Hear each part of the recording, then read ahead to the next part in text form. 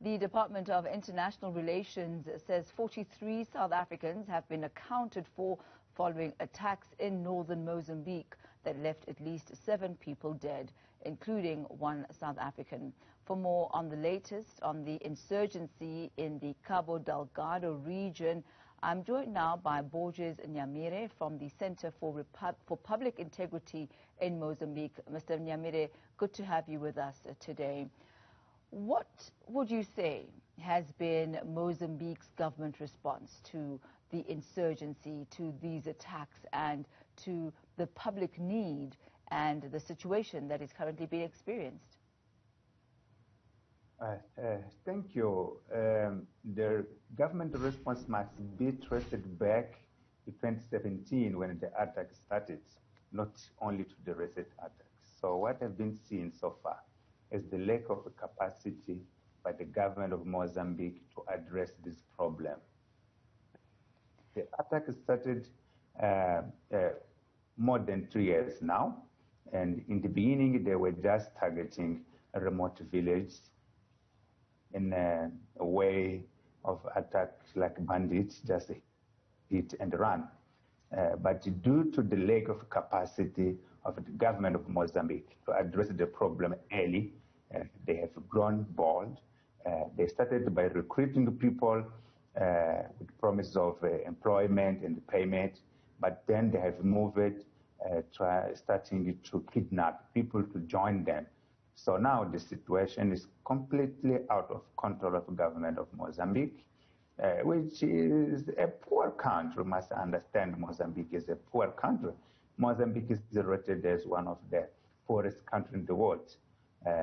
So it lacks capacity not only to fight the insurgency, but it lacks capacity to everything. The state of Mozambique lacks capacity to fulfill its goals in terms of even well-being of the citizen. So definitely Mozambique response has been very significant to protect people and their assets. So the South African citizen and the citizens from other countries who have been in attacks in Palma now, they are just victims of this state that we have, which is a very poor state. And what role should leaders within the region be playing in order to assist Mozambique in what seems to be, and as you say, an uncontrollable and unmanageable situation for the Mozambique government? Well, the Southern Africa region is not that rich at all. You know, Africa itself is a poor continent. But we have South Africa, which is the regional power here. So we believe that South Africa could be doing better in terms of assisting Mozambique.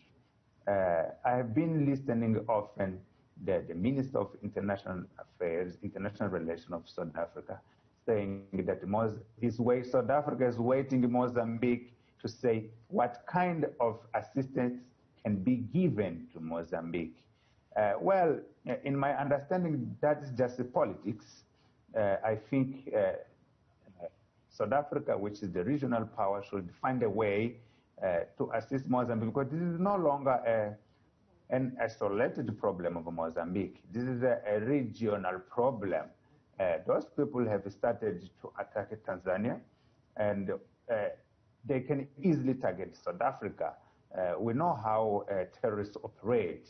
They can use different strategy and different ways of attack depending on the environment. In Mozambique, they can conduct open attacks using semi-regular army, like what happened in Palma recently. But in South Africa, they can just use bombs.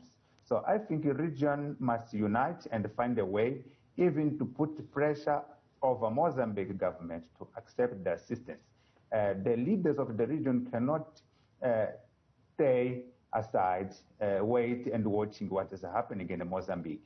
Now that the foreigner citizen experts have been targeted in Palma, we see a lot of leaders condemning the attack. But this is the very first time that we see regional leaders condemning the attacks in Cabo Delgado.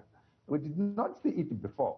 So I really expect that this recent attack in Palma, which have targeted several experts, would be an turning point so that the region can start to understand that this is not an isolated problem of Mozambique, but this is a regional problem. Like we have seen in other regions, for example, when it comes to the Eastern Africa, we know the situation in Somalia, and we have other countries like Kenya and others engaged trying to fight together with Somalia to fight terrorism. Also, when it comes to the Western Africa, we have the situation of Boko Haram in Nigeria, and we see other countries engaged in fighting the terrorism there, because terrorism is not a problem that can be limited to the borders of a single country.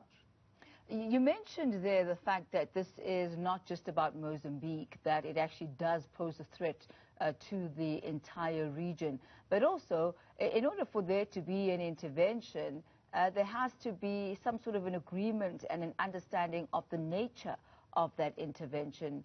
What do you believe is the nature of the intervention that Mozambique needs from regional leaders, including South Africa?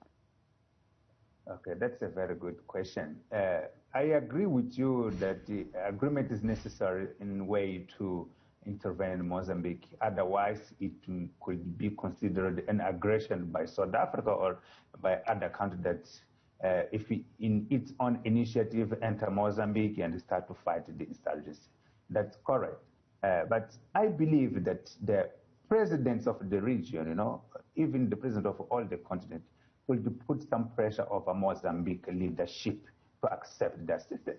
Because Mozambique have been resisting to accept the assistance under allegation of, we want to defend our own country, allegation of sovereign issues. But that's not enough to keep watching citizens dying. We are talking about almost 3,000 now.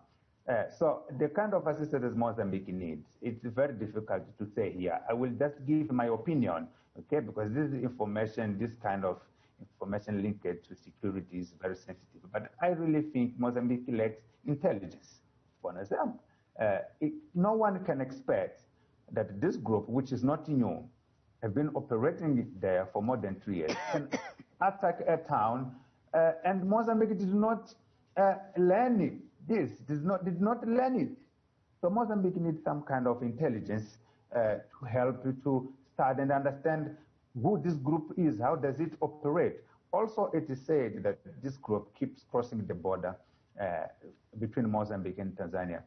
You will understand that the attacks are happening near border with Tanzania, less than 40 kilometers from Alma to the border with Tanzania. So Mozambique needs also assistance in border controlling, just to block this group to keep crossing the border from Mozambique to Tanzania to Mozambique to carry out attacks.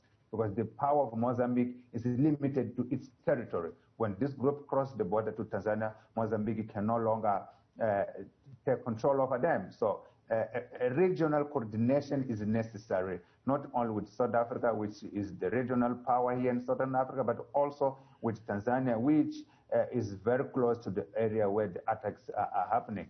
I don't think having boots on the ground, that is sending soldiers, foreign soldiers, to fight in Mozambique, will be something good now. Because the countries that will send, imagine if some countries send soldiers to Mozambique, they can be easily targeted by this group, which is present everywhere, even maybe in South Africa and in other countries. But intelligence is fundamental, training is fundamental, coordination, meaning that every country in the region is doing its work within their borders to prevent this group to keep moving from one country to other. It's necessary. And there are foreign fighters in Mozambique. We have been reading about some South African fighters who allegedly are here in Mozambique, but also fighters from Tanzania, from Uganda, and from other countries, from DRC, have been arrested or killed in Mozambique. So it shows that effectively this is not located the problem. So the countries must unite themselves and try to find a solution for this, which is a global problem. So let's look at this situation in context and see if we can backtrack a little bit. Has there been any sort of communication between what is rumored and known to be al-Shabaab, jihadist insurgencies? Do we know what their demands are and the motive behind these attacks? Yes, we do know. Now we know what is the demand. First of all, before they started to carry out military attacks, this group can be traced back to 2012, so 5 years before the very first attack. So they started to radicalize in what is known as Islamism. Islamism is different to Islam.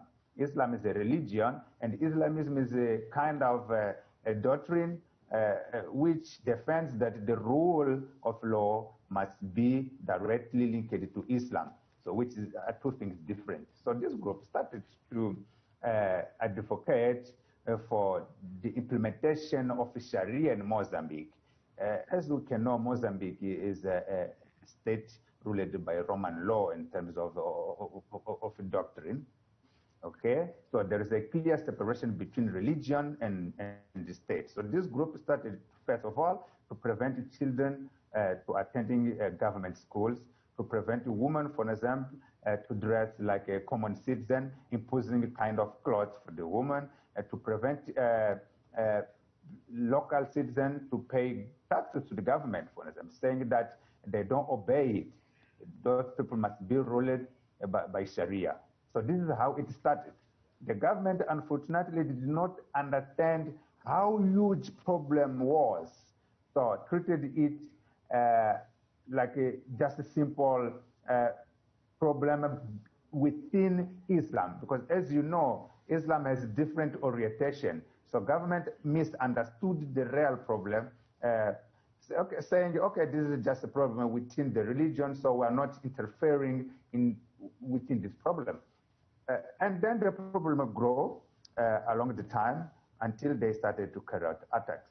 And unfortunately, Mr. Nhamirre, we'll have to leave it there for now. Time not on our side, but I think a really great summary as to the origins and the motive behind the insurgent attacks that we're seeing not only in Mozambique, but as we discussed earlier on, an issue that is of regional concern. Thank you very much for this afternoon's update. That's Mr. Borges Nhamirre from the Center for Public Integrity in Mozambique. Do stay with us. This is your daytime update right here on Newsroom Africa, channel 405.